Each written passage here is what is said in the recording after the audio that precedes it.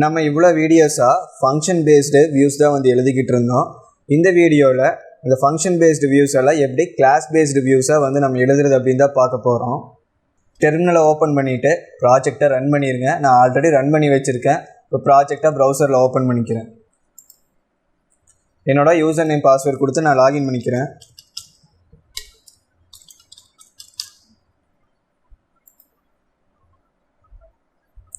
இதில் இந்த ப்ராடக்ட்ஸோட வியூஸ் எல்லாத்தையுமே வந்து நம்ம ஃபங்க்ஷன்லேருந்து கிளாஸ் பேஸ்டு வியூஸாக வந்து மாற்ற போகிறோம். ஸோ ப்ராடக்ட்ஸோட டேபிள் டேட்டா எதுவுமே தெரியல. இதுக்கு காரணம் நான் பேஸ் ஃபைலில் பூட்ஸ்ட்ராப் CSS வந்து ஆட் பண்ணியிருந்தேன் டார்க் மோடுக்கு மாற்றுறதுக்காக. இப்போ அதை போயிட்டு அண்டு வந்து பண்ணிக்கலாம். ஃப்ரண்ட் எண்டில் டெம்ப்ளேட்ஸ் போயிட்டு பேஸ் ஃபைலில் ஸோ இந்த கிளாஸ் இருக்க லைனை நான் கமெண்ட் பண்ணிக்கிறேன். கமெண்ட் பண்ணிவிட்டு வெறும் பாடி டேக் மட்டும் ஆட் பண்ணிக்கிறேன். ஓகே, இப்போ ப்ரௌசர் போயிட்டு ரெஃப்ரெஷ் பண்ணிடலாம். அந்த டார்க் தீம் எஃபெக்ட் வந்து போயிடுச்சு.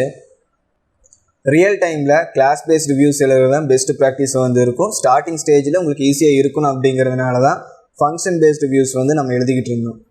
ஸோ இப்போ கோட் ஓப்பன் பண்ணிக்கிட்டு நம்ம ப்ராடக்ட்ஸோட லாஜிக்ஸ் வந்து ஓப்பன் பண்ணிடுவோம். ப்ராடக்ட்கான லாஜிக் வந்து இன்வென்ட்ரி ஆப்பில் வந்து எழுதியிருக்கோம். ஸோ ஃபங்க்ஷன் பேஸ்டு வியூஸை கிளாஸ் பேஸ்டாக மாற்றுறதுனால நம்மளோட ஃப்ரண்ட் எண்டில் எந்த சேஞ்சஸுமே வந்து வரப்போகிறது கிடையாது. நம்மளோட ஃப்ரண்ட் எண்ட் ஆல்ரெடி பண்ணது அப்படியே தான் வந்து இருக்கும். பேக் எண்ட் லாஜிக்கை மட்டும்தான் நம்ம சேஞ்சஸ் வந்து பண்ண போகிறோம். ஸோ டெம்ப்ளேட்ஸ் வந்து நம்ம க்ளோஸ் பண்ணிடுவோம். இப்போ இதோட வியூஸை வந்து ஓப்பன் பண்ணிக்கலாம். இதில் ப்ராடக்ட்ஸ்க்கான க்ரெட்டிங் இருக்குது. ஸோ இந்த கோட் அப்படியே இருக்கட்டும். நம்ம இதே கோடை ரெஃபரன்ஸாக வச்சு நம்ம கிளாஸ் பேஸ்டு வியூஸ் வந்து எழுதிக்குவோம். கிளாஸ் பேஸ்டு வியூஸ் வந்து எழுதுறதுக்கு ஃபஸ்ட்டு வியூ அப்படிங்கிற ஒரு பில்டின் கிளாஸை வந்து நம்ம இம்போர்ட் பண்ணணும். So from Django dot views import view. So இந்த இடத்துல Django டாட் வியூஸ் அப்படின்னு இருக்கணும். இது கம்ப்ளீட்டாக லோயர் கேஸில் இருக்கணும். இம்போர்ட்டுக்கு அப்புறம் வர வியூ வந்து எஸ் வராது, வெறும் வியூ அப்படிங்கிறது மட்டும்தான் இருக்கும். வி வந்து கேபிட்டலில் இருக்கும். ஸோ மாற்றி யூஸ் பண்ணிங்கன்னா ஒர்க் ஆகாது. அண்ட் இங்கே என்ன பண்ணுறேன்னா ஒரு கிளாஸ் வந்து க்ரியேட் பண்ணுறேன். Class products add view. இப்போ நான் இந்த ஃபங்க்ஷன் பேஸ்டு வியூவை என்ன பண்ணுறேன்னா கிளாஸ் பேஸ்டு வியூவாக மாற்றுறேன். இப்போ ஒரு கிளாஸ் வந்து க்ரியேட் பண்ணியிருக்கேன். இங்கேயும் நம்ம நேம் நமக்கு என்ன வேணுமோ அதை வச்சுக்கலாம். இதுக்கு ப்ராக்கெட்ஸ் ஓப்பன் பண்ணிவிட்டு இதில் நம்ம இம்போர்ட் பண்ண வியூவை வந்து பாஸ் பண்ணிடணும். பாஸ் பண்ணதுக்கப்புறம் கோலன். இப்போ இதுக்குள்ளே நம்ம இந்த ஆடை வந்து என்ன பண்ண போகிறோம்னா ரெண்டு ஃபங்க்ஷனை பிரிக்க போகிறோம்.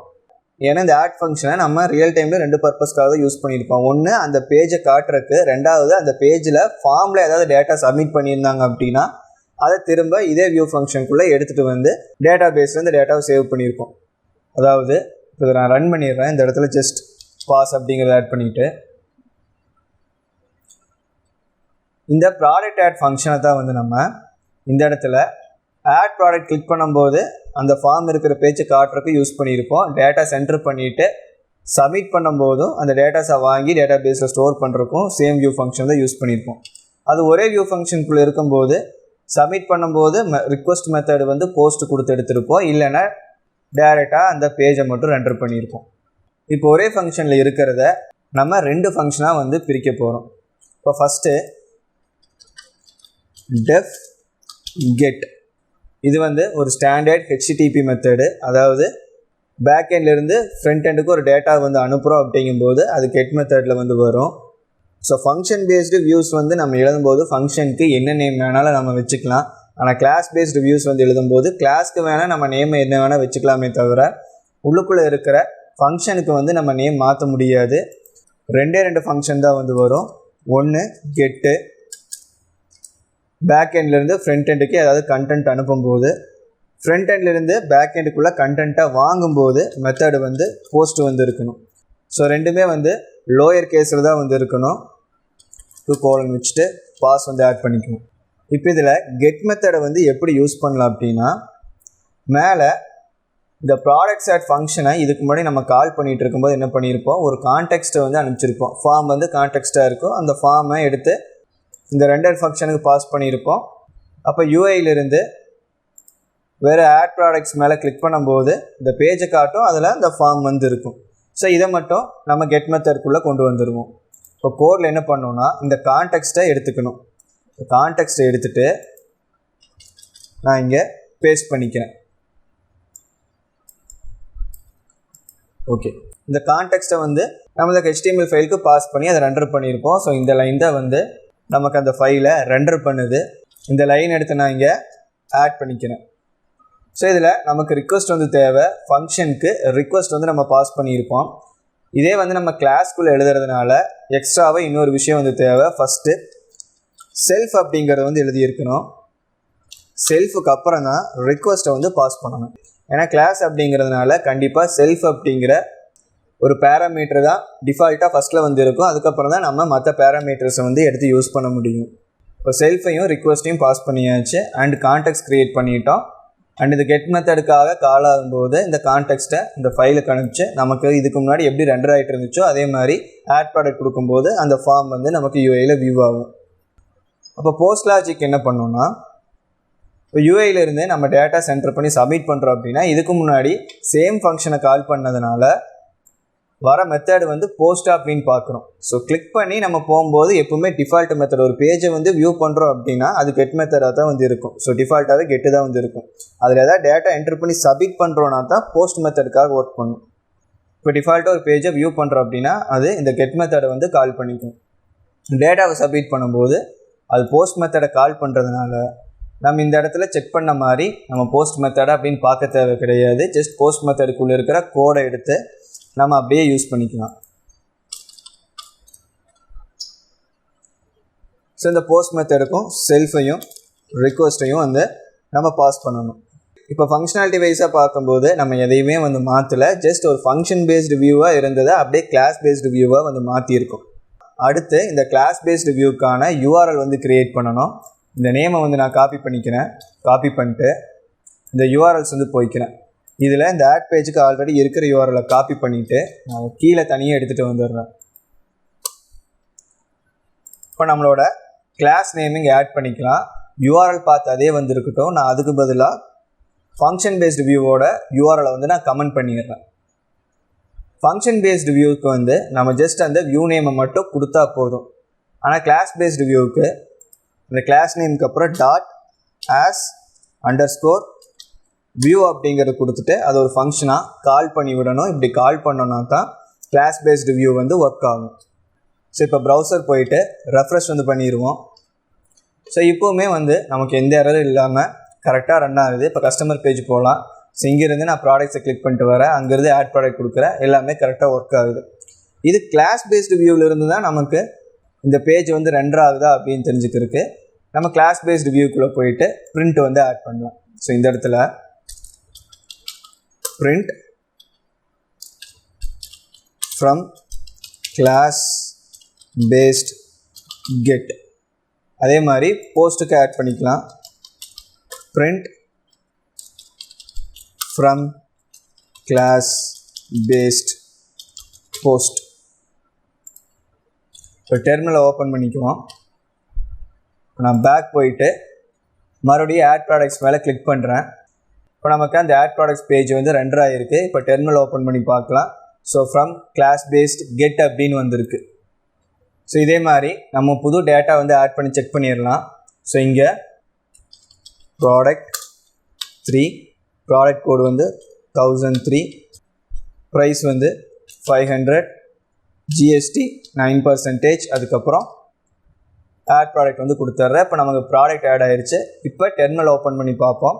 இப்போ ஃப்ரம் கிளாஸ் பேஸ்ட் போஸ்ட் அப்படிங்கிறது வந்து நமக்கு பிரிண்ட் ஆகிருக்கு.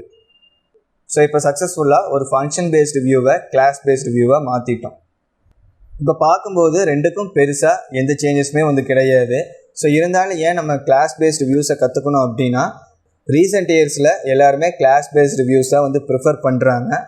Django REST ஃப்ரேம்ஒர்க்கில் கம்ப்ளீட்டாக நம்ம கிளாஸ் பேஸ்டு வியூஸ் தான் வந்து எழுத போகிறோம். ஃபங்க்ஷன் பேஸ்டு வியூஸ் வந்து அங்கே அவ்வளோ எஃபிஷியண்ட்டாக ஒர்க் ஆகாது. ஸோ அது ப்ரிஃபரபிள் இல்லை. நம்ம கம்ப்ளீட்டாக கிளாஸ் பேஸ்டு வியூஸ் தான் வந்து பார்க்க போகிறோம். ஸோ இப்போ நம்ம ஆடோட ஃபங்க்ஷன் பேஸ்டு வியூவை மட்டும் கிளாஸ் பேஸ்டாக மாற்றிருக்கோம். இப்போ மற்றதையும் நம்ம அதே மாதிரி எடுத்து மாற்றிக்கலாம். இந்த டெர்மினலை க்ளோஸ் பண்ணிக்கிறேன்.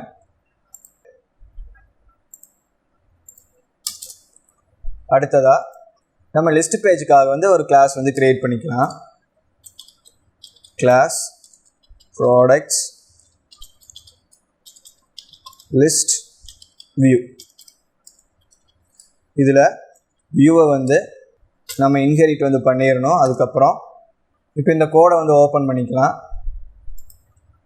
லிஸ்ட் பேஜுக்காக நம்ம வெறும் கெட் மெத்தட்கான கோட் மட்டும்தான் எழுதியிருப்போம். ஸோ லிஸ்ட் பேஜ்லேருந்து நம்ம எதையும் போஸ்ட் பண்ண போகிறது கிடையாது. அதனால் அங்கே போஸ்ட் மெத்தட்கான லாஜிக் இருக்காது, வெறும் கெட் மெத்தட் மட்டும்தான் இருக்கும்.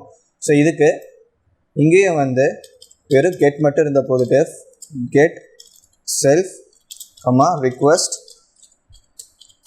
இந்த ரிக்வெஸ்ட்டை கால் பண்ணும்போது இந்த கண்டென்ட் வந்து நமக்கு அப்படியே வந்து வந்திருக்கணும்.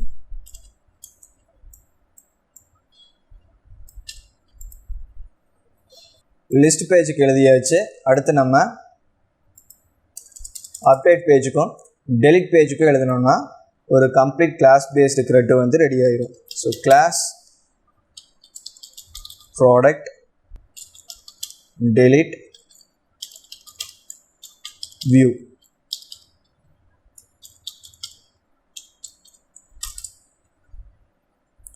ஸோ இதுக்கும் பார்த்தோன்னா டெலீட்டுக்கும் நம்ம கெட் மெத்தடை வந்து எழுதிக்கலாம். ஸோ இதில் டெஃப் கெட் செல்ஃப் ரிக்வெஸ்ட். ரிக்வெஸ்ட்டுக்கு அப்புறம் இங்கே மட்டும் எக்ஸ்ட்ராவாக இன்னொரு பேராமீட்டர் வரும். அது என்ன பேராமீட்டர்னா, டெலிட் மெத்தடுக்கு ஃபங்க்ஷனாக எழுதும்போது எப்படி ஐடி பாஸ் பண்ணியிருந்தோமோ அதே மாதிரி கிளாஸாக எழுதும்போதும் ஐடி வந்து தேவைப்படும். அந்த ஐடியை பாஸ் பண்ணிக்கணும். அண்ட் பாஸ் பண்ணிவிட்டு இந்த கோடை நம்ம அப்படியே எடுத்து இங்கே யூஸ் பண்ணிக்கலாம்.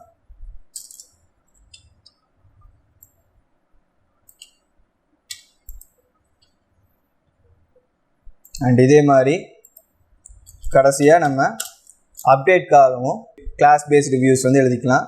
ஸோ கிளாஸ்க்கு ப்ராடக்ட் அப்டேட் வியூ அப்படின்னு நேம் வச்சிடுறேன்.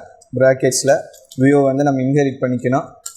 அண்டு டெஃப் கெட் போஸ்ட் மாதிரியே அப்டேட் ஃபங்க்ஷனுக்கும் கெட் மெத்தட் போஸ்ட் மெத்தட் ரெண்டுமே வந்து வரும். ஏன்னா ஒரு ஃபார்மை காட்டுவோம், அந்த ஃபார்மில் சப்மிட் பண்ணுற டேட்டாவை நம்ம திரும்பவும் கலெக்ட் பண்ணுவோம். get self request id. delete மெத்தடும் அப்டேட் மெத்தடும் ரெண்டுமே ஐடி பேஸ் பண்ணி ஒர்க் பண்ணுறதுனால நம்ம அப்டேட் பண்ணுற கிளாஸ்க்கும் வந்து கெட் மெத்தடுக்கு ஐடி வந்து தேவைப்படும். ஸோ இதில் இப்போ அப்டேட்டோட கோடு வந்து எடுத்துக்குவோம். இப்போ அப்டேட்டோட கோட்லேருந்து ஃபஸ்ட்டு இந்த லைன்ஸை மட்டும் காப்பி பண்ணிடலாம். ஸோ ப்ரீஃபில் பண்ணுறதுக்கு தேவையான கோடை நம்ம இங்கேருந்து காப்பி பண்ணிக்கலாம். ஸோ அடுத்ததாக இந்த return statement.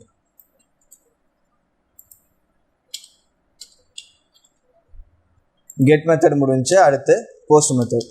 Def post.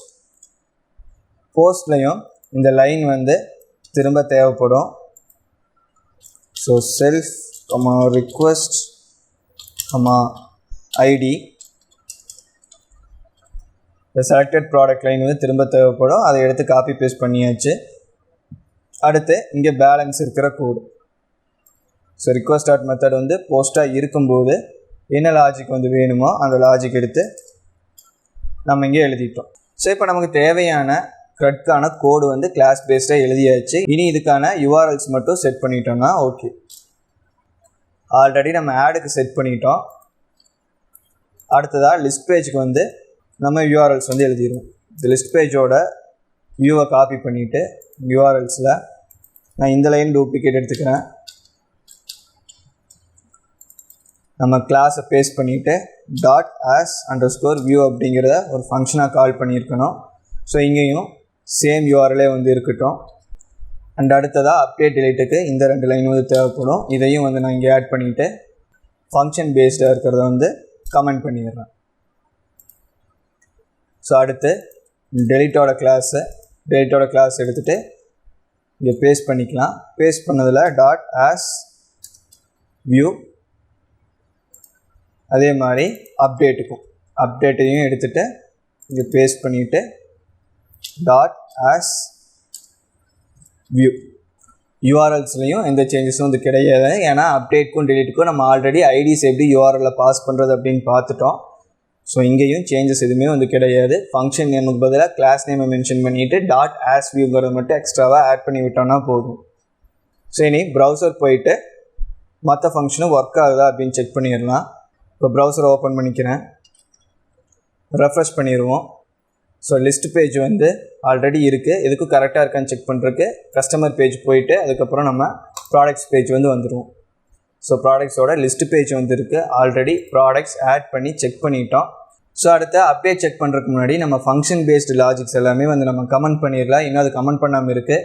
So கோட்குள்ளே வந்துட்டு மேலே இருக்கிற இந்த ஃபங்க்ஷன் பேஸ்ட் லாஜிக் எல்லாத்தையுமே வந்து நம்ம கமெண்ட் பண்ணிடுவோம்.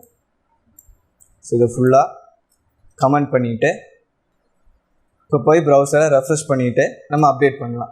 இப்போ அப்டேட் மேலே கிளிக் பண்ணுறேன். ஸோ அந்த டேட்டாவை ப்ரீஃபில்டே எடுத்துகிட்டு வந்துருச்சு. இப்போ கோடை வந்து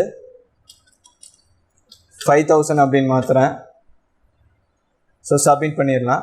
சப்மிட் பண்ணியும் நமக்கு அப்டேட் வந்து ஆயிடுச்சு. இப்போ இந்த ப்ராடக்ட் 2வை டெலிட் பண்ணி டெலிட் கரெக்டாக ஒர்க் ஆகுதான்னு செக் பண்ணிடுவோம்.